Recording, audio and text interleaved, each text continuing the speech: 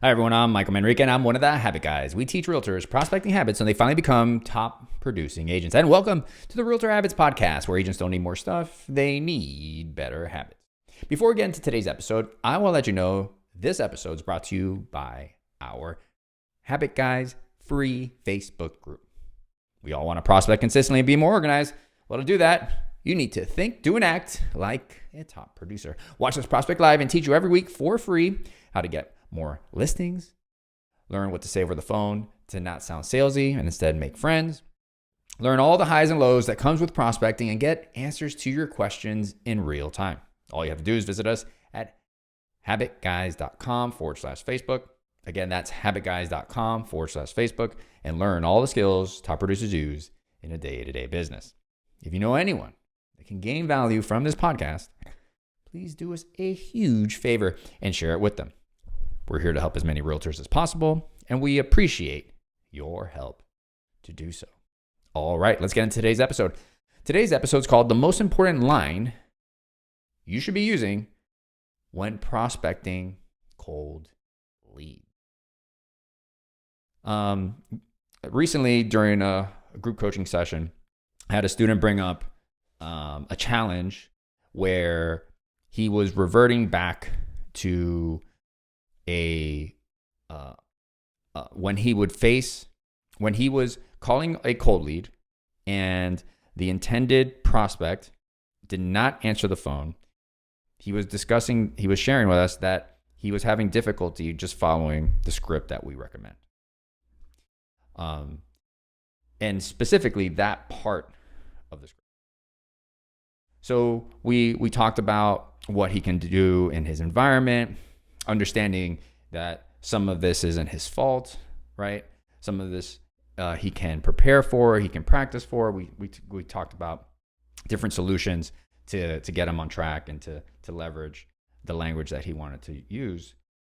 But ultimately, we got into a longer conversation about the power of this opening line, which is really used regardless if it's the actual prospect you're speaking to or if it's not the intended target prospect, if you will. And one of the other students started talking about how in the group call, how they felt that this changed everything for them, right? This is the most important line. This changes the way conversations flow. And what I'm talking about here is at the very beginning of our scripts, right? We're going to have a line, right? Once we identify the target, right? And we recommend two different ways of doing so, right? We're either going to ask for the name, or if you've been dealing with a lot of friction, for lack of a better word, people are short, rude to you, then you could use this line as a form of like protection, which is, hi, I'm not sure if I have the right number. Is this John? Right? John would be the prospect, right? So now in the case where someone picks up the phone and they realize that they're not John, instead of them yelling at you, there's already been a precursor, an expectation set that maybe their intended target isn't me, and that's okay, and I don't need to bite your head off, right? I don't need to be rude or short with you. So once we get past that and either establish, are we speaking to the prospect, the intended prospect, or not? And then fundamentally, after we introduce ourselves, really quick and short, right? Then what we want to focus on is this line, which is, I know you weren't expecting my call, but do you mind if I ask you a quick question? Okay. Now, it's important to understand that fundamentally, most sales calls, right, do not go in this fashion, right? And the reason for that is because of a concept or an idea where we need to push our agenda first, right? And by pushing our agenda, that's going to allow us the opportunity to then sell them and convert them and get business, right? Now, it's important to understand that fundamentally, and this is why we are a habit program, fundamentally, making the calls is what matters most, right? And if you're doing that consistently, right? If you're making a certain amount of calls that leads to a certain amount of appointments, that leads to a certain amount of closed deals, well, then guess what? What you say after fundamentally isn't that important anymore, because essentially you've kind of streamlined your business through metrics that you know will lead to the results that you're after.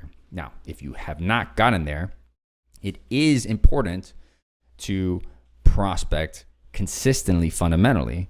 And what we want to focus on when we're prospecting consistently isn't necessarily pushing our agenda in there, for two reasons. Number one, most people, most real estate agents don't feel good doing that. Most real estate agents don't want to come off salesy, right? That is a legitimate concern. And why is it a legitimate concern? Well, it's a legitimate concern because a lot of people feel that when you are salesy, you are not connecting. And instead, you're being, for lack of a better word, selfish, right? And while this doesn't necessarily need to be true, but it is a expectation that is associated with being salesy. And when we are feeling salesy, again, I'm sticking with this word, how do you feel about that? Do you feel weird, disgusting? Do you feel not yourself, right? And when you feel these feelings that aren't aligned with positive, motivating feelings, well, what's going to happen is you're going to stop making calls, okay? And this is really important to understand, because fundamentally, the real estate industry is a business built off of connections. Of course, there are transactions that are simply financial and there is no emotional attachment. But for 98 to 99% of all the deals that take place, there is some motivation outside, besides financial, that's driving the buying and selling process, right?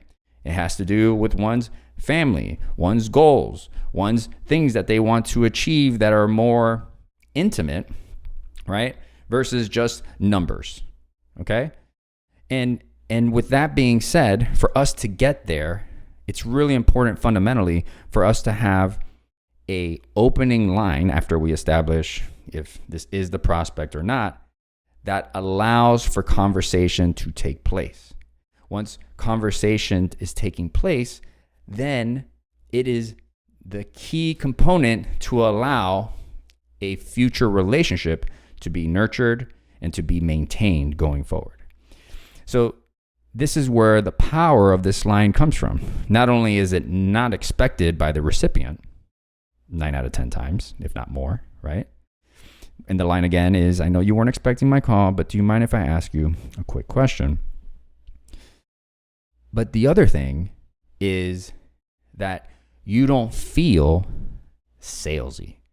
You feel like you're giving an opportunity for the individual on the other side of the phone to determine the conversation. Now, let's address that, because that is a common question. Wait a second. You're asking them if they want to have the conversation. They don't know you. Why would they give us the time of day? Well, it goes back to human behavior. Most humans want to help each other. Now, unless there is a intentional, urgent matter that the person on the phone is dealing with, right? Maybe they're in a meeting. Maybe they're in the middle of driving and they don't generally talk on the phone, where it's a simple habitual no. When you ask most people that have an opportunity, have time, when you ask them, I know you weren't expecting my call, setting the expectation, which is true, but do you mind if I ask you a quick question? Most people will say, sure, go ahead. And then that allows you to determine the most important aspect of any script, which is determining intent to buy or sell and even lease. But buying and selling is the priority here, right? And depending on your targets, it's mostly selling, right? Prospecting target, prospecting method. So fundamentally, what this line does for you is that it allows conversation to be had, which is critical to 99% of closed transactions with cold leads specifically, right?